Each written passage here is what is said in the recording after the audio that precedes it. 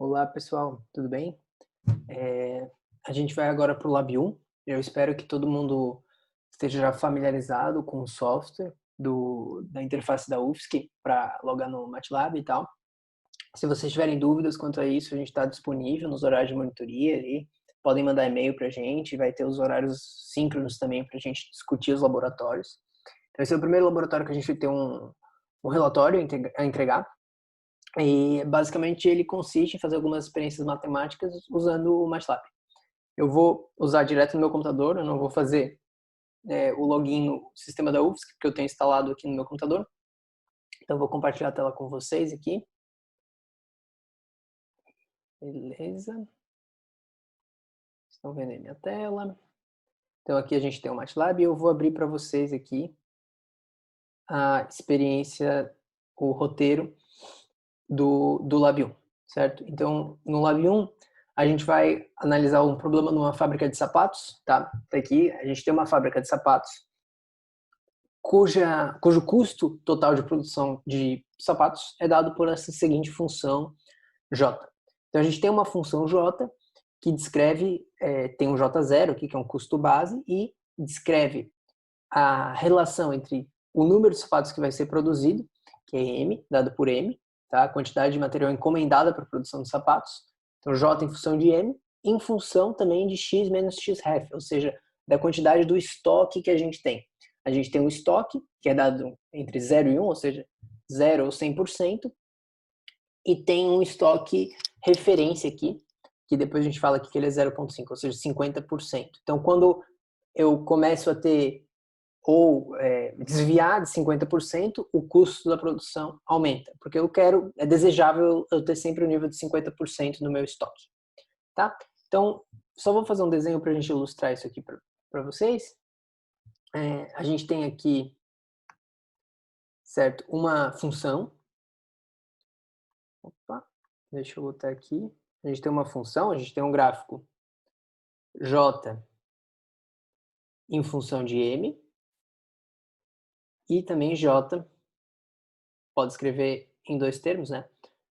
J em função de X, certo? Aqui no roteiro diz bem claramente que J0 e Xref são parâmetros, não são variáveis, são parâmetros constantes. Tá? Então, eu vou escrever J como função de M e de X. Então, existe uma função J aqui, eu não sei bem como é que é aquela função lá, uma coisa assim, essa função aqui, fracional. Tem um termo J0, então aqui vamos supor que aqui é J0, e conforme a produção, eu tenho mais material encomendado para produzir, essa função varia com alguma cara, eu não sei bem qual é essa cara aqui. E aqui, J em função de X é uma função, é uma parábola, né? Centrada em Xref. Então aqui eu tenho Xref, vou botar aqui Xref, então aqui eu tenho J como uma coisa assim, certo? Aqui é o valor J0, certo? Nossa, ficou feio esse zero, J0. Eu estou comparando aqui, nesse gráfico eu estou fazendo J em função de M tomando X como constante, e aqui eu estou fazendo J em função de X tomando M como constante. Poderia também fazer um gráfico 3D, J em função de X e M. Tá. O que é pedido nesse relatório? Esse laboratório. A gente vai analisar como que essa função se comporta. Então a gente tem essa função J e através do MATLAB a gente vai criar uma rotina que descubra o custo total de produção das J em função de MX. Ó, tome Xref e J0 como parâmetros fixos. Então, uma rotina, então a gente veio aqui no MATLAB, new script, que é uma rotina, certo? Então, o que a gente vai ter nesse script? Primeiro, a gente vai ter J0 como um valor constante, que vocês colocam o valor correto, né? E Xref como também um parâmetro constante. Então, aqui são os parâmetros constantes do problema, certo? O que eu quero na minha rotina? Eu vou ter que calcular J em função de MX.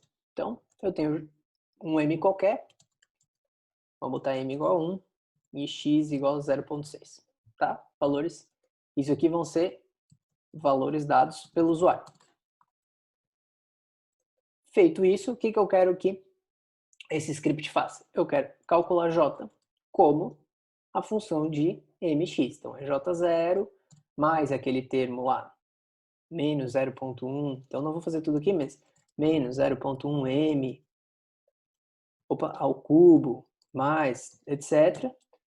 Mais o segundo termo, 0.1x menos x-ref ao quadrado. Certo? É isso a primeira questão. Faça um script. No segundo ponto, a gente vai criar, em vez de uma rotina, a gente vai criar uma função. Então, usando a função criada no item anterior, desenhe dois gráficos. Então, em vez de criar uma rotina que roda uma vez e acabou, a gente vai criar uma função. Então, new function, como visto em C e em Python, só que aqui a gente tem uma estrutura um pouquinho diferente. A gente vai ter, assim, argumentos de saída da função, j, certo? É a resposta da função. Função, vamos chamar custo, pode ser, custo de produção. E argumentos de entrada, m e x, certo? Salvo aqui minha função custo. Vamos botar aqui. Salvar aqui minha função custo. Beleza. Tem aqui custo. Eu vou copiar isso aqui que está dentro para cá. Então, os valores dados pelo usuário são os parâmetros de entrada da função. Então, só vou fazer uma função bem simples, mais m mais x ref. Vocês façam a função que é dada, mas só para a gente exemplificar, quando a gente roda aqui no workspace custo de 1, 2, ele vai fazer...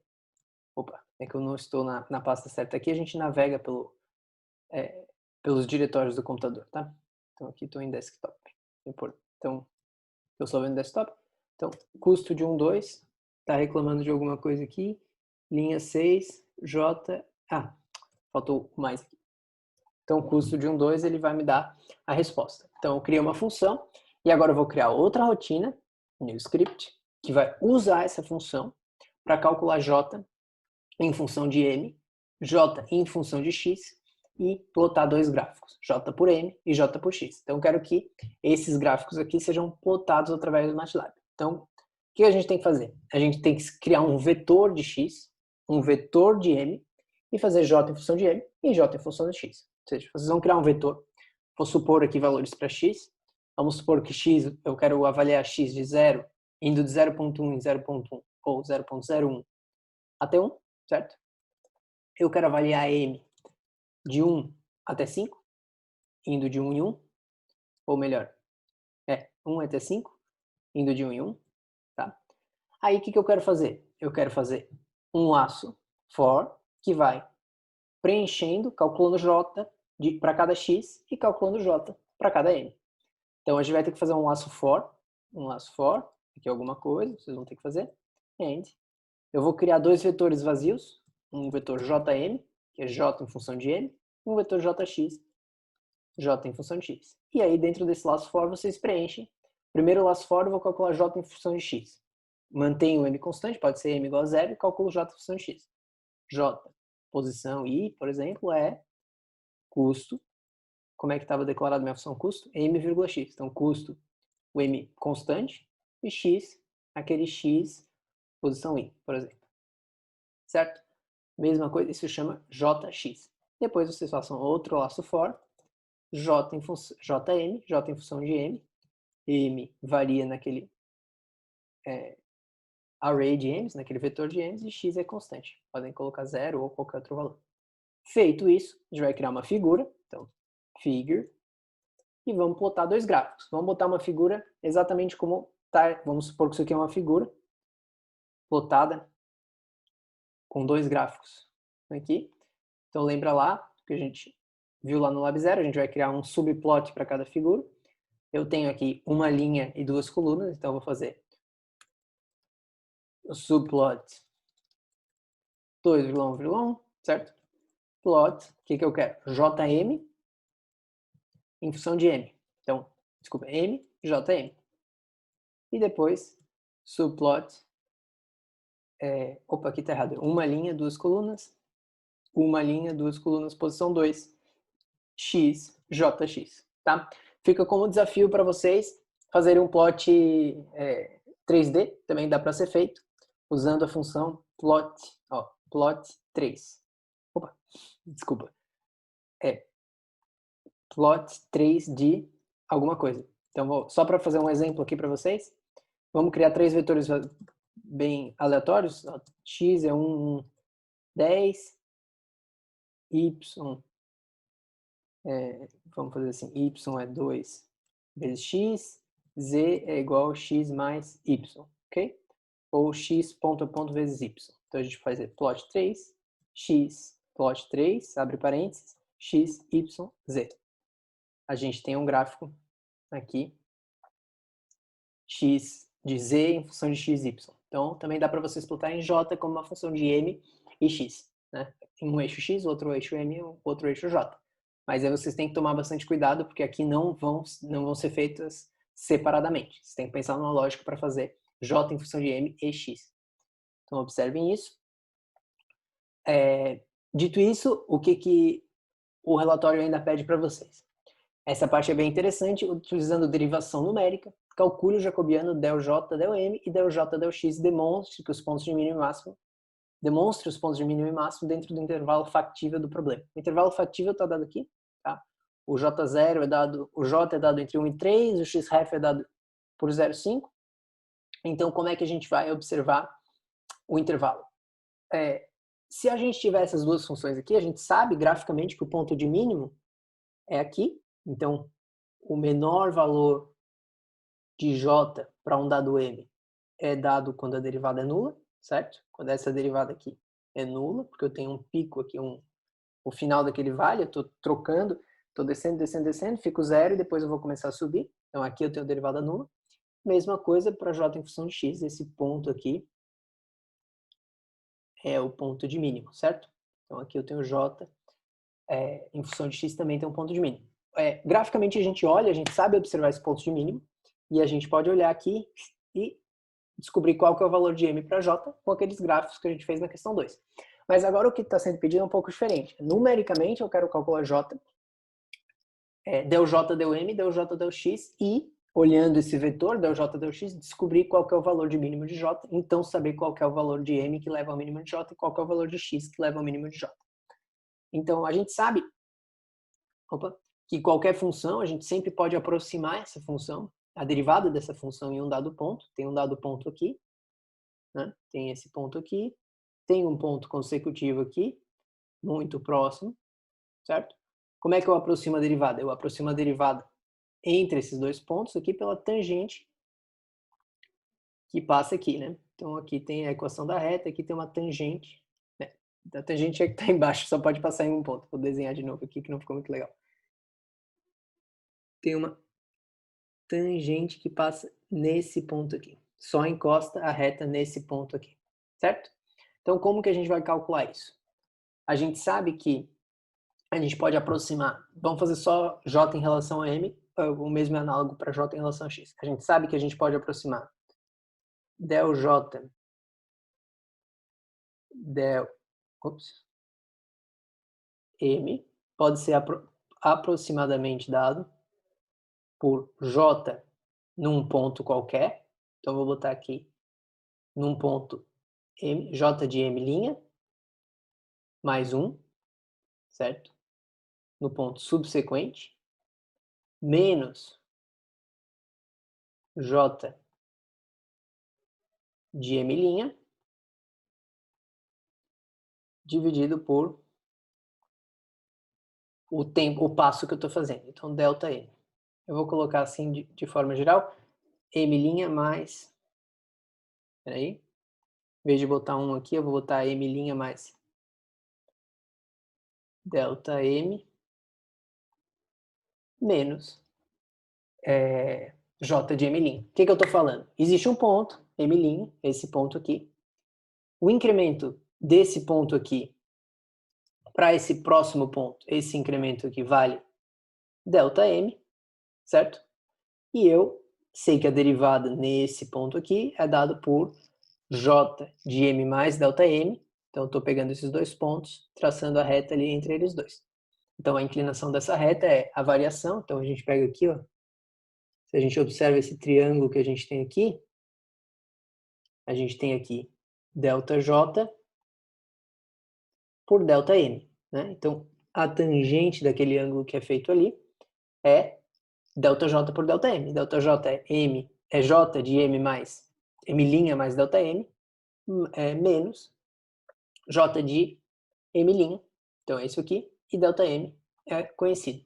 Então o que vocês vão ter que fazer? Então, pensando nessa aproximação numérica da derivada pela sequência de pontos, eu pego o próximo ponto, atual, e faço a diferença entre dos J's e divido pelo incremento em M. Então, eu estou percorrendo, aqui eu já fiz lá, J em função de M, então eu tenho agora um vetor, existe lá um vetor JM, né? Não sei qual que ele foi preenchido automaticamente aqui, mas ele existe esse vetor. Então eu tenho que percorrer JM, então de I igual de 1 em 1 até o tamanho de JM, size JM2, por que size 2? Porque eu sei que se JM, vamos supor que é um vetor assim, 1, 2, 3, 4. Então se eu boto size de JM,2, eu tenho 4. Se eu boto só size de JM, ele vai dar 1 por 4. Então eu quero a segunda entrada, 4. Então eu vou de 1 em 1 até o tamanho de JM, e o que eu vou fazer? Eu vou criar um vetor assim, del J, del M. Certo? Só para simplificar, eu boto assim, DJ, dm. Então, DJ, dm, posição I, é o quê? Jm na posição I, mais 1, menos Jm na posição I, tudo isso dividido pelo incremento, que é M da posição I, mais 1, menos M na posição I. Esse incremento é fixo, porque vocês sabem que vocês incrementaram M de 1 em 1, por exemplo, certo? Então, vocês podem diretamente substituir isso aqui por 1. Feito isso, vamos botar isso aqui para esse vetor que eu falei. 1, 2, 3, 4, calculo aqui. Opa, porque eu vou botar aqui do tamanho menos 1, né? Porque eu estou calculando até m mais 1, eu sempre vou ter um termo de derivada a menos do que o tamanho do vetor. Se tem um vetor de n elementos, eu vou ter, se eu calcular a derivada numericamente, eu vou ter n menos 1 entradas de derivada, né? Porque eu não tenho para todos os pontos. Pronto. Então aqui eu tenho dj dm, tá aqui, tá calculada a derivada, é 1 em 1, porque eu estou incrementando de 1 em 1 esse vetor aqui, 1, 2, 3, 4. Ok? Pronto. Com isso vocês já sabem como calcular numericamente a derivada. Então, vocês calculam ΔJ, ΔM e ΔJ, ΔX e mostrem lá que realmente o ponto, o valor mínimo da derivada, se verifica com o que vocês observam.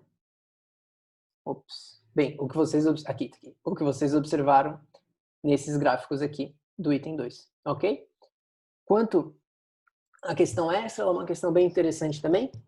A gente vai retomar o problema anterior da fábrica. Essa questão não precisa estar presente no relatório, a questão extra 1 e 2, mas a gente recomenda que vocês façam para treinar, né?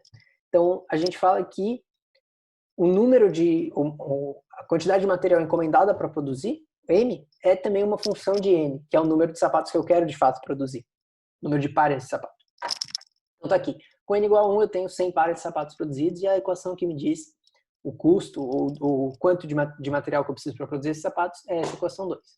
De novo, analise graficamente os mínimos e máximos locais de M em função de N. Então eu tenho que fazer o gráfico de de M em função de N, como eu fiz de J em função de M, e eu olho lá graficamente qual que é o valor de mínimo e máximo.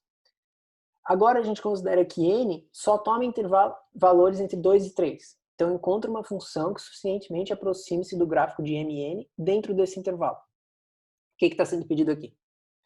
Existe lá o nosso gráfico M como uma função de N, certo? E aqui tem o intervalo 2 e 3. Vamos supor que esse cara aqui, não sei qual é o comportamento daquela função, tem um comportamento mais ou menos assim, certo? Entre esses dois pontos aqui, 2 e 3, não ficou muito reto, mas entre 2 e 3, eu posso aproximar esse pedaço aqui por uma função qualquer. Qual função que pode aproximar bem esse intervalo? Não? Essa é a função real nesse intervalo. Pode ser alguma função aqui, por exemplo, uma reta que passa por esse ponto aqui. Aí vocês avaliam o que pode melhor representar a função entre o intervalo 2 e 3. Essa é a questão 2 e a questão 3 considere que n é real, dado entre 2 e 3, ache uma função que aproxime m de n perto do ponto 2,5, empiricamente, usando uma função linear do tipo m chapéu de n é A0n mais B0. Então, eu quero uma função que passe, tenho aqui o ponto 2,5, vamos supor aqui que é o ponto 2,5, certo? Então, eu quero uma função que é dada por essa equação da reta, A0n mais B0, e que aproxime n perto do ponto 2,5. Então, tem que ter uma função que passe por aqui, é uma reta, certo? Então, uma função que sai daqui, supondo, sai de B0,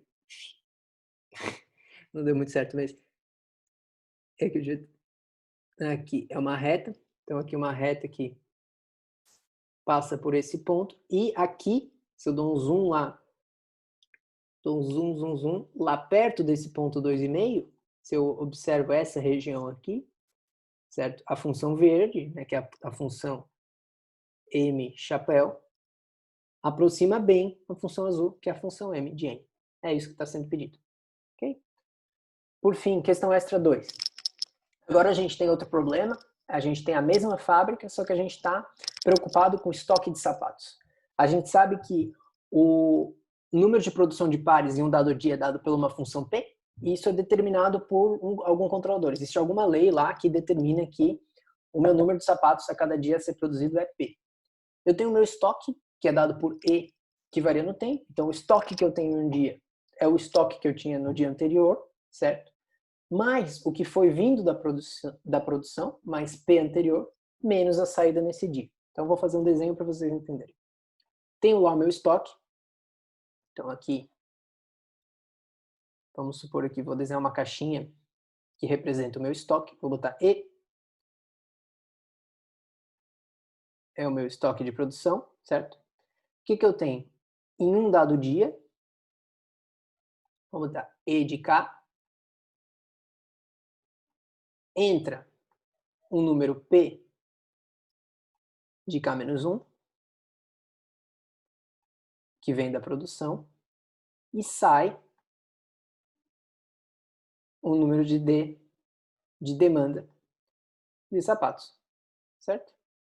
Eu sei que o meu estoque no dia tal é o estoque anterior, deixa eu fechar esse parênteses aqui, mais P anterior menos D atual, e aqui eu calculo E de K. Ok? Bem, vou deixar assim. Como que a gente vai fazer isso no MATLAB? Então, você tem que fazer um código discreto, perdão, vamos lá, new script, um código discreto, que faça o quê? Considero que eu tenho um estoque inicial, E0 igual a 10, por exemplo, 10 sapatos. Aqui tem os valores para isso, né? Não tem. Mas escreva um modelo para a evolução do tempo como função de P e D e crie uma função MATLAB que calcule o estoque de pares em um dado dia K. Dado E de K-1, P de K-1 e D. Eu sei que eu tenho um E em um dado dia, eu tenho que fazer vamos supor, um laço de 100 dias. Então, vamos botar assim. Dias é igual 1 em 1 em 100. Começo no dia 1 e vou até o dia 100. O meu estoque no dia 1 é dado por E0. Vou criar aqui estoque. É um vetor vazio. Estoque no dia 1 é E0. E aí eu tenho que fazer um for dias. Então assim, for i igual 1 em 1 em size de dias igual 2, end. E aqui eu tenho que chamar uma função que fale que o estoque no dia, vou começar no dia 2, né, no dia i, seja igual uma função que me dá do estoque no dia anterior, i-1, produção no dia anterior, p de i-1, e d no dia i. D e p vocês podem criar vetores que representam essas variáveis, e essa função, vou botar assim, função estoque, vocês têm que criando aqui new function, uma função estoque. Então, estoque atual, função estoque, é uma função do estoque anterior, produção anterior, D atual. Ok? Feito isso, a gente pode falar aqui, fazer 8 em 2. Sabendo que a demanda e a produção de pares são constantes igual a 7 e 10, então P é sempre 7 D é sempre 7, P é sempre 10, e a partir do dia 10, a partir de um dia qualquer, K estrela. Determine qual será o nível de estoque no dia K estrela mais 10 usando essa função. Então, vocês podem usar essa função você sabe que a função calcula o estoque num dia dado o estoque no dia anterior, qual que é a função daqui a 10 dias. Qual que é o estoque daqui a 10 dias, vocês podem usar essa função. E repita o item anterior usando uma relação analítica entre E, P e D, isto é, que permita calcular E de K para qualquer instante sem o uso do laço for. No item 2, vocês vão perceber que vocês vão precisar de um laço for para calcular o estoque em um dado dia, mas no item 3 pede o uso, pede para fazer isso sem usar o laço for. Tá bom? É isso o Lab 1. Eu espero que vocês tenham entendido os procedimentos e a gente segue em contato. A gente se vê aí para tirar as dúvidas. Qualquer coisa, de novo, vocês podem mandar e-mail e entrar em contato com a gente. Tchau, tchau. Até mais.